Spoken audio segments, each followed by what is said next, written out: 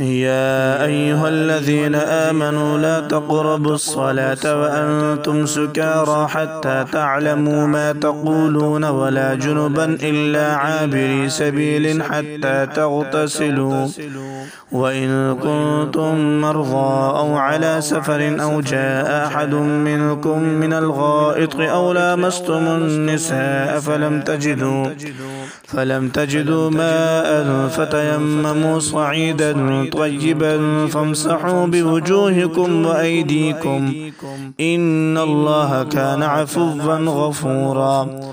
ألم تر إلى الذين أوتوا نصيبا من الكتاب يشترون الضلالة ويريدون أن تضلوا السبيل والله أعلم بأعدائكم وكفى بالله وليا وكفى بالله نصيرا. من الذين هادوا يحرفون الكلم عن مواضعه ويقولون سمعنا وعصينا واسمع غير مسمع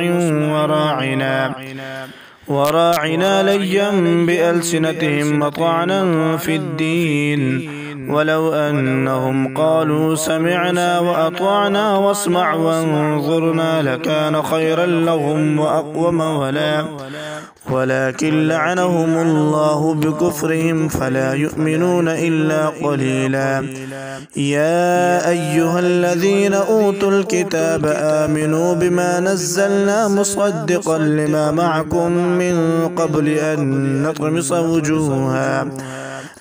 نطمس وجوها فنردها على أدبارها أو نلعنهم كما لعنا أصحاب السبت وكان أمر الله مفعولا. إن الله لا يغفر أن يشرك به ويغفر ما دون ذلك لمن يشاء ومن يشرك بالله فقد افترى إثما عظيما. ألم تر إلى الذين يزكون أنفسهم بل الله يزكي من يشاء ولا يظلمون فتيلا. انظر كيف يفترون على الله الكذب وكفى به إثما مبينا.